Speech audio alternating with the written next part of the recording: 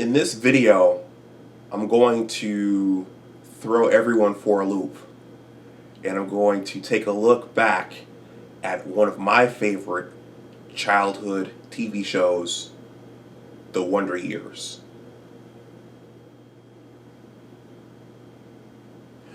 Welcome back to my channel. My name is Dr. Anwar Youssef Dunbar, and this is Big Discussions 76 Entertainment and Media. Please like this video, please share it, and please subscribe to my channel. Well, as I've described, this channel is a bit of an open canvas, and I can cover pretty much any media topic here, and I'm certain that this one is going to throw everyone for a loop. But with the whole coronavirus COVID-19 thing going on and not being able to go to the movies, I've had to get a little bit creative. And so I decided to shoot a video looking back on The Wonder Years, which was one of my favorite childhood TV shows. But before I jump into that, I'm wearing a really, really cool t-shirt. This is a t-shirt from the indie film Space Detective, which my brother Amal Dunbar helped contribute to. And one of the earliest videos I uploaded on this channel was an interview with the coordinators, founders, and directors of Space Detective, Antonio Lepore and Matt Schafferoden. So I would encourage you to go back and take a look at that, especially if you're into science fiction and superheroes and Star Wars and Star Trek and those kinds of things, like me and my brother and our circle were. So The Wonder Years. The Wonder Years. I finished binge watching. I binge watched the season 1 of Wu-Tang: An American Story, or An American Saga. I think it's American Saga. And I binge watched seasons 2 and seasons 1 and 2 of Atlanta. And last week when my father was here, we were binge watching Saints and Sinners. And I was looking through Hulu for something else to look at this week, and The Wonder Years was there. So I said, oh, okay, let me go take a look at The Wonder Years, because I watched it. The Wonder Years came out in the late 1980s. So I did a quick search on Wikipedia, and there were 6 seasons, and it started in 1988. And so I was in the 7th or the 8th grade there, and it ran for 6 seasons until 1993, and it was broadcast on ABC. And, thus far I've watched, I think the first 3 episodes, and it just brought back so many memories, and it's a special show, and I'm going to discuss why in this video.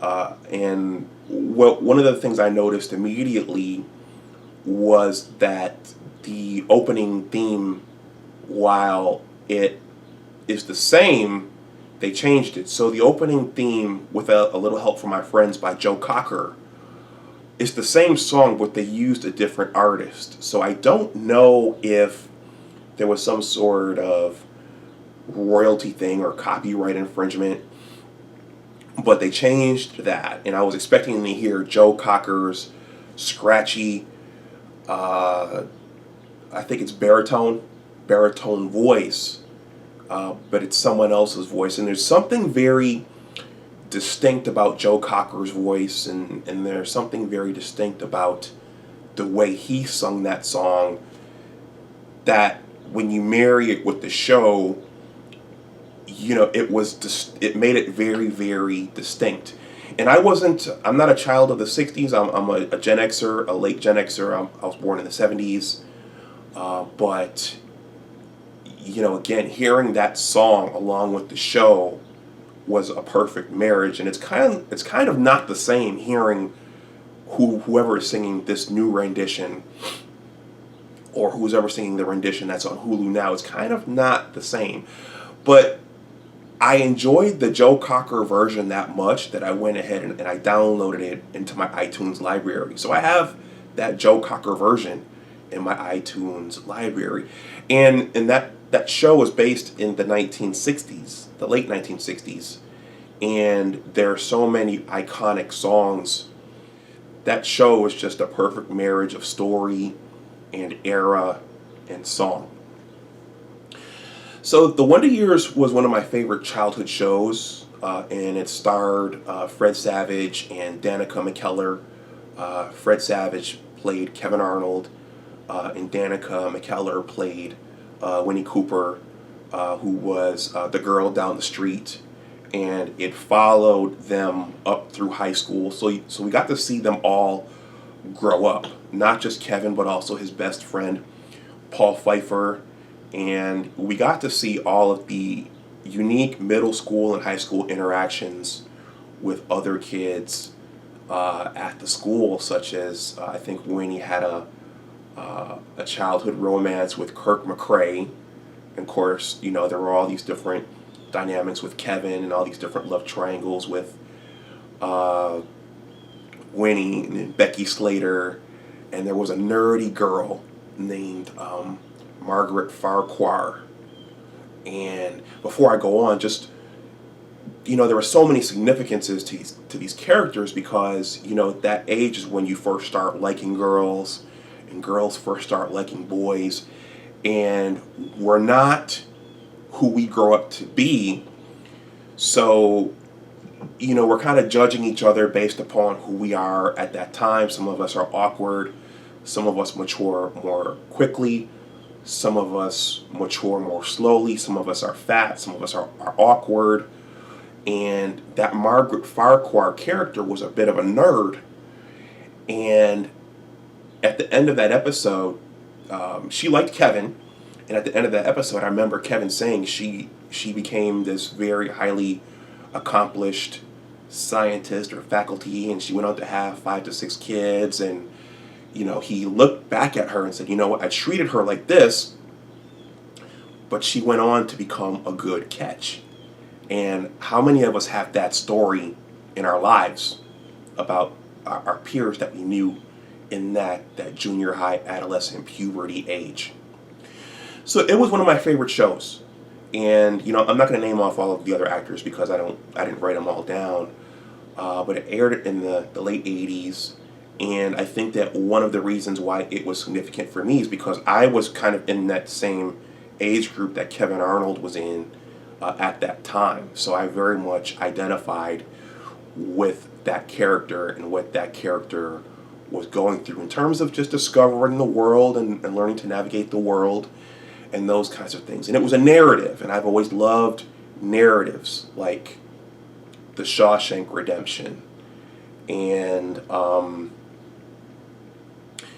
that's the only movie that's coming to mind right now, but I'm just saying that to say that I've always loved narrative stories. And The Wonder Years was a narrative because it's his adult self looking back on his childhood self and just kind of really understanding everything at a higher level. So I identified with the show because I was in that life stage myself. The show took place in the 1960s in a very tumultuous time. You had the counterculture, hippie culture. The United States was either just starting to become entrenched in the Vietnam War, or it was entrenched at that time. You're transitioning from the Johnson administration to the Nixon administration. Space travel was just starting. We were in the Cold War, or in the early stages of the Cold War with the Soviet Union and China, and it was just a very, very historic time. Growing up in the inner city, I won't say that the show glamorized suburban life, but the show took place in the suburbs, And I just took a look at Wikipedia, and it turns out that they never specified where uh, the Arnolds lived. We just knew that it was suburbia. And so there was a certain innocence with suburbia, in addition to a certain innocence with the show. And, so it kind of appealed to me, being from the inner city, seeing a family grow up in suburbia. And I wondered at times what it was like to grow up in suburbia. Um, when I played basketball for my high school basketball team, I also wondered about that as well, because the surrounding towns of Buffalo are places like Cheektowaga and Lancaster and Kenmore and Tonawanda and Williamsville. And, I always did wonder what it was like to live out in those places. Hamburg, Orchard Park. I wondered what it was like to live out there. So if you haven't, please like the video. The likes are free, and the likes help my channel grow. One of the episodes I took in this week was the Norcom episode. So there was an episode, I think it was either the second or third episode, when Kevin is on the bus with his brother Wayne and another kid, and Paul Pfeiffer, who was Kevin's best friend. By the way, I had a best friend as well, though my best friend was nothing like Paul Pfeiffer. So the kids are talking about what their fathers do, which is significant in itself, based upon what's happening right now in the United States in terms of the genders. But it turns out Kevin and his older brother Wayne, they knew their father worked at Norcom, but they didn't really know what Mr. Arnold did at Norcom. And I think that for a lot of kids, that it's a part of your childhood journey. You know your parents go off to work every day, and you know that you have, well, ideally you have food to eat and you have a roof over your head, but you don't always know what your parents do every day. And depending upon what that is for a child, that could be a source of pride for you and a source of prestige for you.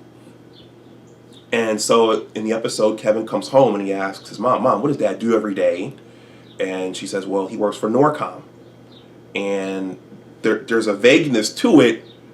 And so, they know that their father comes home every day at a certain time, and he usually storms in and he's fixing his tie because he's had a brutal day at the office. And, if you're an adult and you go to work every day, you know what that's like.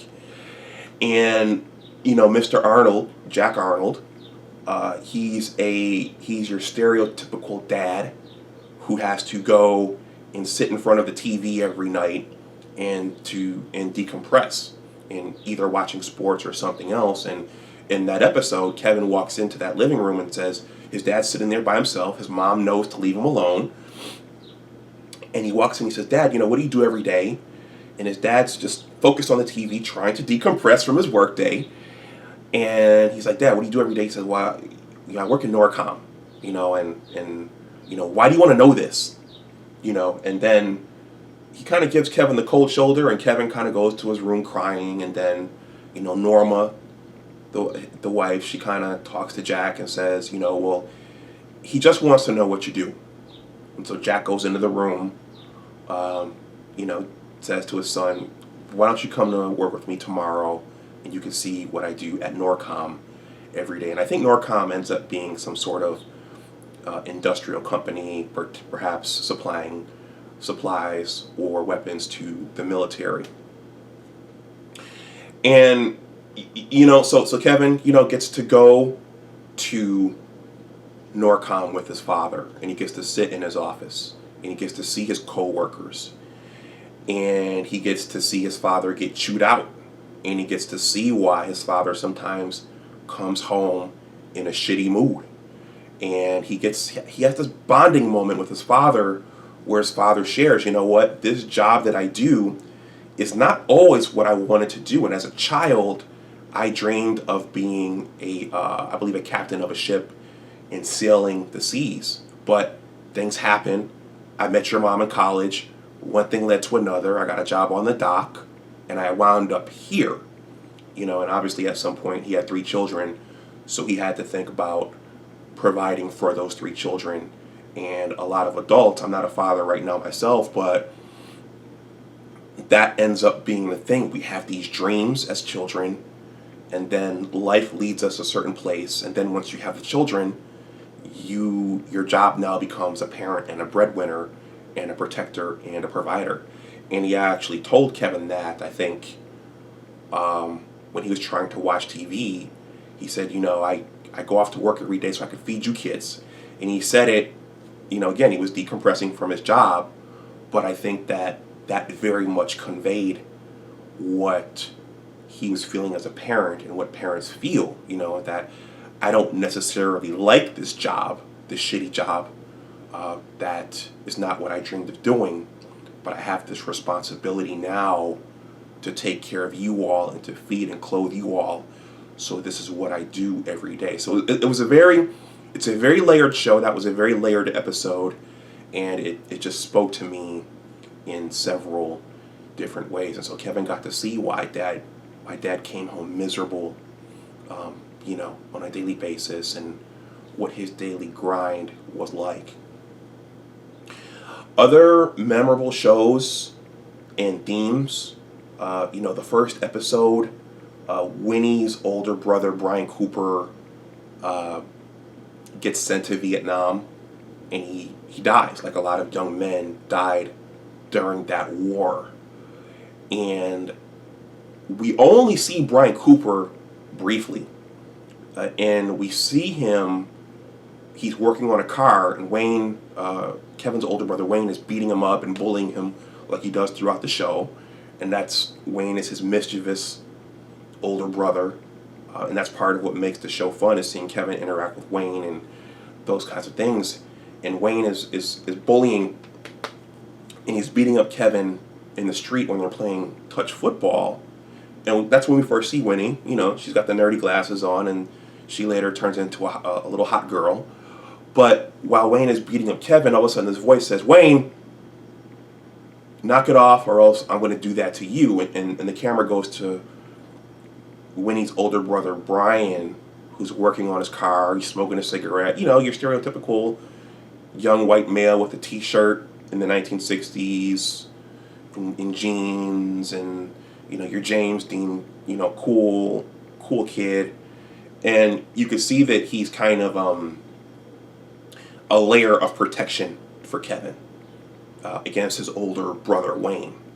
And, when you watch that, and I sensed this when I was younger watching the show, that, you get the feeling that, okay, Brian was a part of that community, and all of those kids grew up together, all of those families grew up together, and then later in that episode, you find out got killed in Vietnam, and that was it.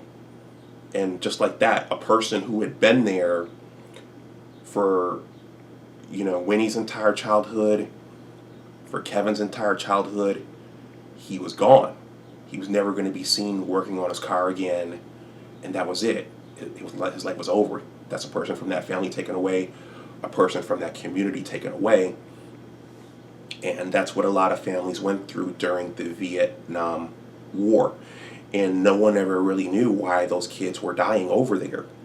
And it just didn't make any sense. My mother told me one time that she knew of a kid from her community. A kid got killed that she knew. So I don't know. Fortunately, I've never experienced that. We saw Kevin's relationship with Winnie evolve and change, and they went through their ups and downs. We saw an episode where Kevin's older brother Wayne fell in love with what we call in the black community a baby mama. So he fell in love with a woman who had a child out of wedlock, and there was a fear from Jack and Norma Arnold, that Wayne was throwing his life away by investing it now in this woman who had a child that wasn't his. And there's a very powerful ending to that episode where Jack tries to warn his older son, who's in his late teens now, and says, Wayne, when I was your age, and Wayne stops him and says, Dad, it's my life. And in that moment, you can see that Jack realized, okay, yeah, it's his life, and I can't stop my son from seeing this woman now, and I just have to let him go and live his life. Again, that's a thing that many, many parents and children deal with. I've kind of gone through it with my folks, and I saw my brother kind of go through it to a greater extent with my parents because he's been more of a free spirit. He's always been more of a free spirit than me. So a very, very powerful episode. Karen, the oldest sister, brought home a hippie boyfriend. Another powerful episode. They're all sitting around having dinner, and he's very outspoken against the Vietnam War and the president and the government and the army. Jack Arnold digs in, says, I went to Korea. I served this country. You need to give the army and you need to give the country our respect. And they kind of butt heads, and Mr. Arnold storms off. Karen's hippie boyfriend leaves. She leaves with him. I think Kevin leaves the table, and Wayne is the only one sitting there eating. So it was a clash of the generations that you typically saw in that era. The Mr. Collins episode, that one really hit hard. That was his math teacher. Kevin wasn't doing very well at math, and Mr. Collins was hard on him, but he convinced Kevin that he could do the math. And Kevin started to show progress, and then toward the end, Mr. Collins had to leave. And Kevin, while he hated Mr. Collins in the beginning, he learned to love Mr. Collins. And he didn't understand why they couldn't continue on as student and teacher. And I think that they didn't say it, but I think Mr. Collins had some sort of terminal illness, and he ended up dying. But there was a bond there that had formed between student and teacher, and I felt that bond with my high school basketball coach. And there are teachers and mentors like that in our lives, and that show always just resonated with me. And because my high school basketball coach left us early, and that's a theme that's going to be in the book project that I'm working on. A lot of us have had Mr. Collinses or other mentors. Kevin's grandfather visiting. There was a clash between Jack and his father. That happens when we get older with our parents. Kevin's fleeting summer love. He fell in love with some girl at a beach, and that was just a summertime thing. A lot of us have experienced that. And then there was the boys' basketball team. I think the star player was Bobby Riddle, and Kevin really started to, and their team was doing really well. Kevin started to feel the magic of his high school basketball team doing well, and Mr. Arnold came along and basically one night watched the team play and predicted the team's demise, and his prediction turned out to be true. And then Kevin felt the star player, I think his name was Bobby Riddle, after that loss, Kevin realized that Bobby was just human, and Bobby was just human. He wasn't this magic figure, and Bobby actually snaps at Kevin at the end of that episode after that loss. So many, there were so many life themes in that show and so many real life situations that I think a lot of us have experienced. I stopped watching it as much as I got further and further along into high school. I started playing basketball myself, and just started, becoming consumed with other things. And so I never saw the last episode when it aired, but I did look it up on YouTube once, and just like the rest of the show, it really, really touched me because, it shows a 4th of July parade in their hometown, and it shows the family together. I think Winnie's there, I think Paul's there, and the older Kevin is narrating basically what happened to everyone. Um, his parents eventually died. He talks about what happened to Wayne and his sister. He talked about what happened to Paul, and he talked about what happened to Winnie. Him and Winnie didn't become husband and wife, but I think they remained good friends. But it's just kind of made me cry, or it just kind of made me yearn inside when I watched it. So the ending was very, very powerful, and then it fades out, and then you can hear Kevin's kids calling him to go outside and play. So Kevin has become a father. So he's kind of gone full circle, and the end of the show ends, and I don't think we see Kevin. I think it fades out. I'll have to look back at it again, but the show ends with him coming full circle, and him being a father himself, and then him going outside and playing with his kids. And I think it's a similar thing in the movie Stand By Me. There's another narrative film that I really liked. I think Richard Dreyfuss ends that film going outside and playing with his kids. And it was just a very, very moving show for me. And I don't think we see shows like that anymore. It was breakthrough for its time. And if you have the chance to watch The Wonder Years while we're in quarantine, and even once we get out, it's a show that I highly recommend. I went kind of long with this one. I'm going to stop here. Let me know if you have any questions or comments or stories about The Wonder Years yourself. Please like this video, please share it, and please subscribe to my channel. And as always, remember that your attitude determines your altitude. Take care, and I'll talk to you the next time. Bye-bye.